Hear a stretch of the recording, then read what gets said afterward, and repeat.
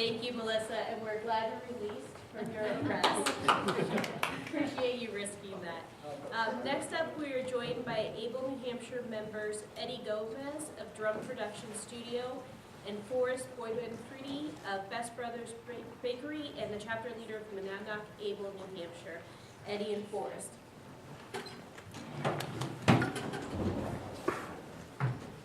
Hi, my name is Forrest Boyden-Freedy. I co-own Best Brothers Bakery. After much hard work, I live independently in Peterborough, New Hampshire. I went to Washington, D.C. to fight against this terrible tax bill. People with disabilities will be the hardest hit by this tax bill for the wealthy. People from Alaska to California and Maine share stories of how this horrible bill threatens them. It was exciting to stand with others to defend against bad policy decisions. One terrible element of this tax bill is it eliminates the tax credit to small businesses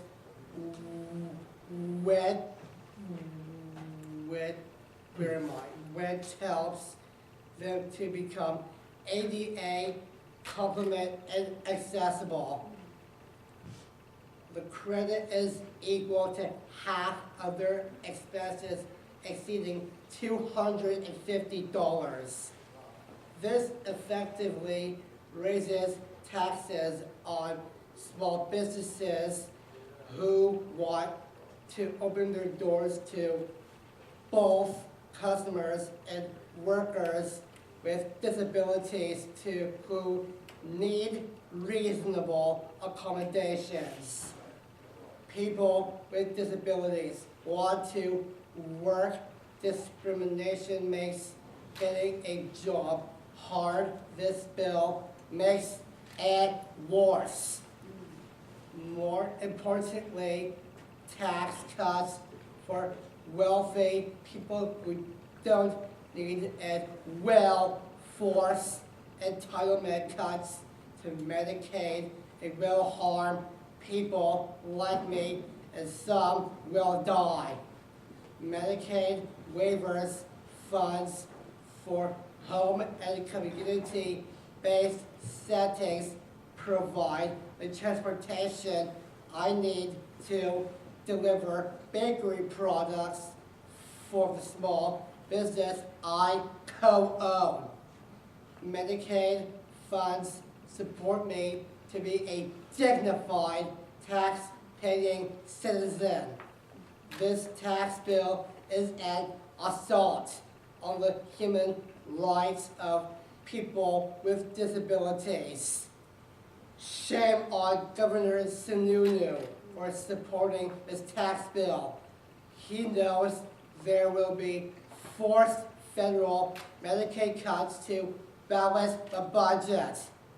This will make life harder for New Hampshire citizens with disabilities and put huge pressure on our state budget.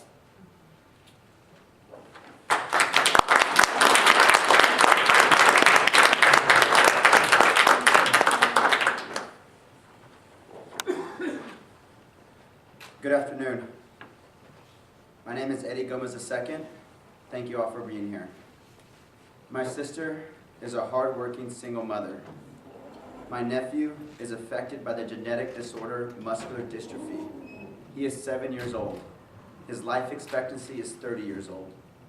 I went to DC to be his voice and the voice of so many others that are struggling, who don't have the time or financial means to go to DC and confront the assaults the Republicans in Congress have hoisted on them.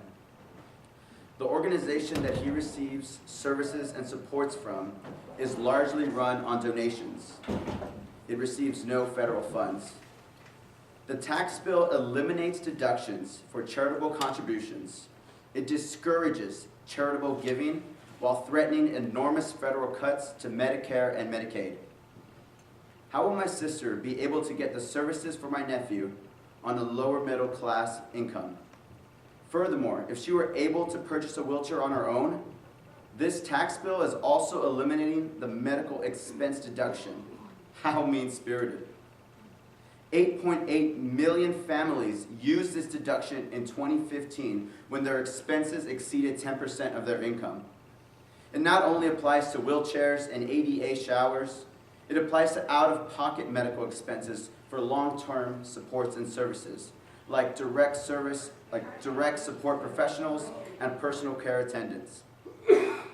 Middle-class families could be bankrupted, and people may return to very costly institutions. I went to DC to protect my sister from poverty and my nephew from being institutionalized as an adult. Thank you.